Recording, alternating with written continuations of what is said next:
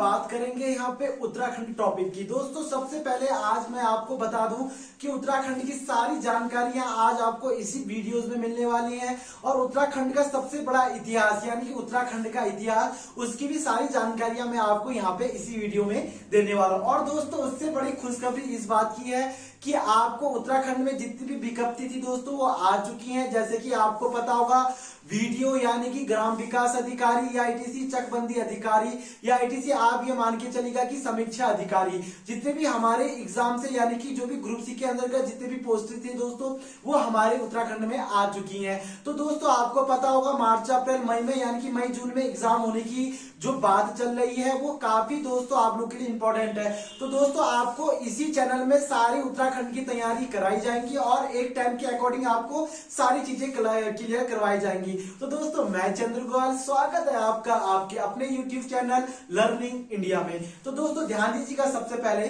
जैसे कि मैंने अभी आपको बताया कि आज का जो मेन टॉपिक होगा वो होगा दोस्तों उत्तराखंड का इतिहास। सबसे पहले ध्यान दीजिएगा, लेकिन मैं आपको बता दूं अगर आप लोग उत्तराखंड की तैयारी कर रहे हैं यानी कि उत्तराखंड ग्रुप सी की अगर आप तैयारी कर रहे हैं दोस्तों, तो मैं आपसे एक ही रिक्वेस्ट करूंगा कि आपका सबसे मेन जो कवर करना है आपने सिलेबस वो है दोस्तों आपका उत्तराखंड, और उत्तराखंड के बाद आपका क्या है हिंदी है। तो दो सिलेबस आप क्लियर कीजिएगा और उसके बाद आप जीके जीएस जो भी है दोस्तों वो आपको मैं कंटिन्यू एक एक वन लाइनर में सारी चीजें मैं आपको क्या करवाऊंगा, क्लियर करवाऊंगा। तो दोस्तों सबसे पहले यहाँ पे काफी बच्चों का एक कंफ्यूज ये रहता है कि सर उत्तराखंड का इतिहास हम पढ़े कैसे।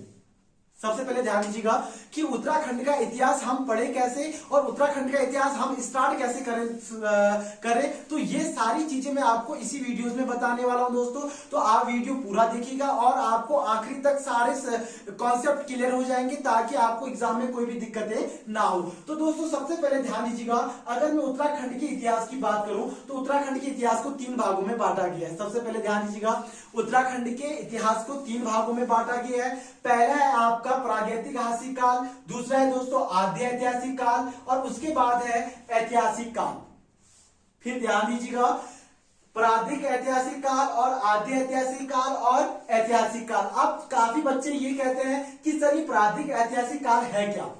देखिएगा दोस्तों उत्तराखंड का इतिहास सबसे मेन ये है कि आपको प्रारंभिक ऐतिहासिक काल और आदि ऐतिहासिक काल ये दोनों के बीच में जो रीजन है दोस्तों यानी कि कंफ्यूज है उसको आप लोगों ने क्या करना है, दूर करना है ताकि आपको कहीं भी कोई कॉन्सेप्ट आपको दिक्कत ना करे। तो देखिएगा दोस्तों सबसे पहले मैं इसकी अगर जानकारी दूं, जैसे कि मैंने यहाँ पे लिखा हुआ है प्रारंभिक ऐतिहासिक काल की प्रारंभिक ऐतिहासिक काल होता क्या है। प्रारंभिक ऐतिहासिक काल वह काल है जिसमें सिर्फ साक्ष्य पाए गए हैं। ध्यान दीजिएगा जिसमें सिर्फ साक्ष्य पाए गए हैं और उनका कोई लिखित विवरण नहीं है। फिर एक बार फिर मैं दोबारा दोहराता हूं, यानी कि जिसमें सिर्फ साक्ष्य पाए गए हैं दोस्तों, ध्यान दीजिएगा जिसमें सिर्फ साक्ष्य पाए गए हैं और इनका कोई लिखित विवरण नहीं है। ध्यान दीजिएगा जिसमें सिर्फ साक्ष्य पाए गए हैं। जैसे हम बात करते हैं कंकालों की दोस्तों, जैसे आपको पता होगा शैल चित्र यानी कि हमारे उत्तराखंड में जितनी गुफाएं हैं ये गुफाएं किसके अंतर्गत आती हैं, तो दोस्तों ये आती है आपकी प्रारंभिक ऐतिहासिक काल के अंतर्गत। फिर एक बार दोबारा दोहराता हूं, यानी कि जिसके अंतर्गत हम गुफाएं पढ़ते हैं या शैल चित्र के बारे में पढ़ते हैं या एटीसी हम जो कंकाल पाए गए हैं उनके बारे में पढ़ते हैं। तो दोस्तों ये सारी चीजें हमको कहां मिलती हैं, प्रारंभिक ऐतिहासिक काल में, क्योंकि इनका कोई साक्ष्य इनका कोई लिखित विवरण नहीं है और इन पे सिर्फ क्या पाए गए, साक्ष्य पाए गए हैं दोस्तों।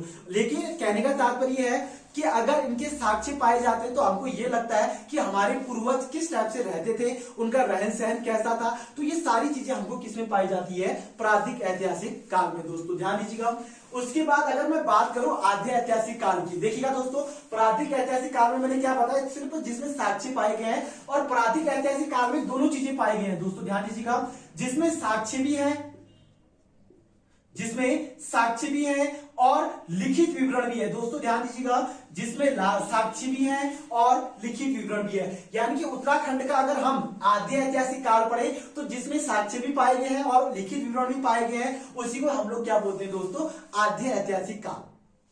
अब देखिएगा अगर मैं इसका एक कॉन्सेप्ट बनाऊं यहाँ पे तो मैं आपको एक बात ये कह सकता हूं कि अगर आपको आद्य ऐतिहासिक काल पढ़ने हैं तो आपको क्या पढ़ने पड़ेंगे, हमारे ग्रंथ पढ़ने पड़ेंगे दोस्तों। जैसे कि आपको पता है कि हम लोग यहाँ पे ऋग्वेद पढ़ते हैं, यानी कि वेदों में हमारे उत्तराखंड का उच्चारण है दोस्तों, और उसमें सारी इसकी क्या कहते हैं विवरण दिया गया है। या इसी हम किसी भी स्कंद पुराण की बात करें, या हम रूप कुंड या रूप कुंड के या उनकी पुराण की बात करें, तो जितने भी हमारे पुराण है दोस्तों, या इसी हमारे वेद है जिसमें हमारे उत्तराखंड का विवरण दिया गया है, तो हम उन सभी चीजों को किसमें पढ़ते हैं, आद्य ऐतिहासिक काल के अंतर्गत। तो ये एक कॉन्सेप्ट था जो आपके लिए सबसे बेस्ट है, यानी कि प्रारंभिक ऐतिहासिक काल में सिर्फ साक्ष्य पाए गए हैं, आद्य ऐतिहासिक काल में साक्ष्य भी है, और क्या हमारे लिखित विवरण भी है दोस्तों, जिसके बारे में मैंने आपको बताया कि हमने कहा कि भगवान श्री राम जी हमारे उत्तराखंड में उन्होंने तपस्या की, उन्होंने यहाँ पे निवास किया, इनकी सारी जानकारियां हमको आद्य ऐतिहासिक काल के अंतर्गत पाई जाती है दोस्तों, जिसमें हम ग्रंथों के बारे में क्या करते हैं, जानकारी लेते हैं, या उनका क्या लेते हैं दोस्तों, विवरण लेते हैं। तो ये कॉन्सेप्ट है दोस्तों जो आप लोग के लिए क्या सबसे बेस्ट है। उसके बाद है दोस्तों ऐतिहासिक काल। फिर एक बार क्लियर करवा देता हूं मैं, ऐतिहासिक काल। ऐतिहासिक काल के अंतर्गत देखिएगा दोस्तों, यहाँ पे एक चीज कंफ्यूज जरूर करवाता है कि क्या हम ऐतिहासिक काल के अंतर्गत सारे राजा महाराजा सारी चीजें पढ़ लेते हैं, तो दोस्तों ये आप लोग के लिए गलत है कि हम ऐतिहासिक काल को किस टाइप से पढ़ते हैं, इसकी भी मैं जानकारियां आपको यहाँ पे ला चुका हूं दोस्तों। मैंने यहाँ पे एक बार फिर मैं क्लियर करवा देता हूं कि मैंने इससे पहले भी कई वीडियोस बनाए थे अलग अलग चैनलों में, बट उसमें मैंने ज्यादा खास कोई जानकारियां नहीं दी थी, लेकिन आपको इस चैनल के अंतर्गत मैं आपको पूरी जानकारियां दूंगा और बिल्कुल कॉन्सेप्ट वाइज कॉन्सेप्ट लेके चलूंगा दोस्तों। और मैं आपसे खुद रिक्वेस्ट कर रहा हूं कि आपको उत्तराखंड के सारे सिलेबस यानी कि सारे कोर्सेज जो हमारे एग्जाम से रिलेटिव है, या एचईसी हम कह सकते हैं अभी जो भी हमारे फॉर्म आ रखे हैं उनसे रिलेटिव है, तो दोस्तों उनकी सारी कोर्स में यहाँ पे पूरा करवाऊंगा। लेकिन आप लोगों से रिक्वेस्ट है दोस्तों कि अगर आपको ये चैनल बेटर लगता है, या एचईसी वीडियोस अगर आपको अच्छा लग रहा है, तो दोस्तों लाइक और सब्सक्राइब करना बिल्कुल भी ना भूलिएगा, क्योंकि मैं ऐसे ही आप लोगों को मिलता रहूंगा। तो देखिएगा दोस्तों, ऐतिहासिक काल के बारे में मैंने आपको बताया कि ऐतिहासिक काल, देखिएगा ऐतिहासिक काल को भी यहाँ पे 3 भागों में बांटा है दोस्तों। पहला है प्राचीन काल, उसके बाद है मध्यकाल, और उसके बाद है आधुनिक काल। दोस्तों एक बार मैं आपको बता दूं कि मैंने इससे पहले भारत की हिस्ट्री पढ़ाई थी, उसमें भी मैंने यहाँ पे 3 इतिहासों का मतलब भारत के इतिहासों का विवरण बताया था कि भारत के इतिहास को भी 3 भागों में बांटा गया है, प्राचीन काल में, मध्यकाल में और आधुनिक काल में। वैसे सेम कंडीशन हमारे उत्तराखंड के इतिहास का भी है, तो ध्यान दीजिएगा कि आपको पढ़ना कैसे। देखिएगा दोस्तों कि अगर मैं बात करूं यहाँ पे प्राचीन काल की, तो प्राचीन काल में सबसे पहले जो शुरुआत होती है दोस्तों, ये होती है कुलिंद शासक की। अब ये कुलिंद शासक है कौन, सबसे पहले ध्यान दीजिएगा, तो उत्तराखंड में राजनीति की जो शुरुआत की थी दोस्तों, ये किसने की थी, कुलिंद शासक ने। एक बार फिर क्लियर करते हैं, यानी कि उत्तराखंड में जो राजनीतिक व्यवस्था जो शुरुआत हुई थी, यानी कि राजनीतिक जो शुरुआत हुई थी, वो किसने की थी, हमारे कुलिंद शासक ने। और कुलिंद शासक हमारे ऐतिहासिक काल के प्राचीन काल में आता है दोस्तों। ध्यान दीजिएगा, ऐतिहासिक काल के प्राचीन काल में कौन आता है, आपका कुलिंद शासक। और कुलिंद शासक ने ही भारत उत्तराखंड में राजनीति की क्या की थी, व्यवस्था की थी। उसके बाद है दोस्तों मध्यकाल। मध्यकाल में यहाँ पे शासन व्यवस्था का ब्यौरा दिया गया है, यानी कि जिसमें हम कैथुरी शासक को पढ़ते हैं। ध्यान दीजिएगा कि मध्यकाल में हम कैथुरी शासक को पढ़ते हैं कि कैथुरी शासक ने किस टाइप से उत्तराखंड में शासन किया और उनके कार्य क्या क्या थे दोस्तों, जैसे कि चंद्रवंश के बारे में पढ़ेंगे हम, या जो भी इनकी जानकारियां थी उनके बारे में पढ़ेंगे। तो ध्यान दीजिएगा कि कैथुरी शासक की जो पूरी जानकारियां हैं, ये हम किसमें पढ़ेंगे दोस्तों, मध्यकाल के उसमें, यानी कि उत्तराखंड का जो मध्यकाल है उसकी सारी जानकारियां आपको कैथुरी शासक के अंतर्गत पाई जाएंगी।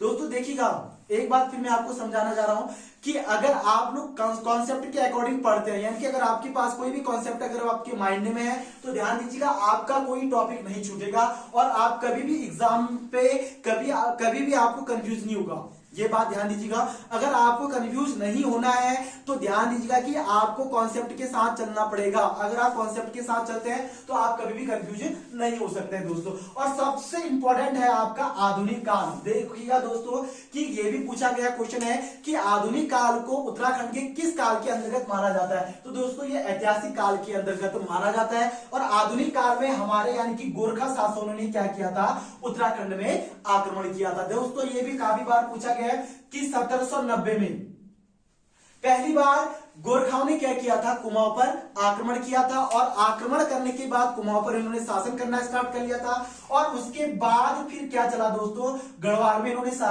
आक्रमण किया 1804 में, और 1804 में भी इन्होंने क्या कर दिया, मतलब गढ़वाल को अपने कब्जे में ले लिया। और 1815 लगभग इन्होंने उत्तराखंड में शासन किया, और उत्तराखंड में शासन करने के बाद 1815 के बाद अंग्रेजों ने इनको क्या कर दिया, भगा दिया। देखिएगा दोस्तों, आपराधिक ऐतिहासिक काल, आदि ऐतिहासिक काल और ऐतिहासिक काल, उसके बाद मैंने बताया प्राचीन काल, मध्यकाल और आधुनिक काल। इनकी सारी जानकारी अगर आपको क्लियर हो गई है तो मैं आपको फिर एक बार बता दूं कि उसके बाद हम क्या पढ़ेंगे, स्वतंत्रता आंदोलन, यानी कि उत्तराखंड में भारतीय स्वतंत्रता आंदोलन की जो नींव रखी गई थी। यानी कि जैसे आपको पता होगा, बड़े बड़े महाराजा या बड़े महापुरुष हमारे क्या कहते हैं, उत्तराखंड में जिन्होंने जन्म लिया और उन्होंने भारतीय स्वतंत्रता में अपना बलिदान दिया, बहुत सारे कर्तव्य निभाए दोस्तों, और काफी आंदोलन चले। तो ये सारी चीजें हम किसके अंतर्गत कर पढ़ेंगे, स्वतंत्रता आंदोलन के अंतर्गत। उसके बाद लास्ट टॉपिक बैठता है आपका राज्य आंदोलन, यानी कि उत्तराखंड को अलग करने का आंदोलन। बस ये है दोस्तों हमारे उत्तराखंड का इतिहास। अगर आप छोटे से रूप में पढ़ते हैं तो आपको पूरा उत्तराखंड का इतिहास क्या हो जाएगा, समाप्त हो जाएगा दोस्तों। तो ये था एक आज का कॉन्सेप्ट जो मैंने आपको बता दिया है। अगर आपको ये वीडियो पसंद आया तो दोस्तों लाइक और सब्सक्राइब और कमेंट करना बिल्कुल भी ना भूलिएगा, क्योंकि मैं यहाँ पे आपको उत्तराखंड का पूरा यानी कि सिलेबस क्लियर कराने जा रहा हूँ, और जितने भी हमारे एग्जाम से रिलेटेड जितने भी कोर्स हैं दोस्तों, वो भी मैं आपको इसी वीडियोस यानी कि इसी चैनल में क्लियर कराऊंगा। तो दोस्तों ये वीडियो पसंद आए तो दोस्तों मैं आप लोगों से फिर रिक्वेस्ट कर रहा हूँ कि आप मुझे कमेंट बॉक्स में जरूर बताइएगा कि ये वीडियो आपको कैसा लगा। तो दोस्तों जय हिंद, जय भारत।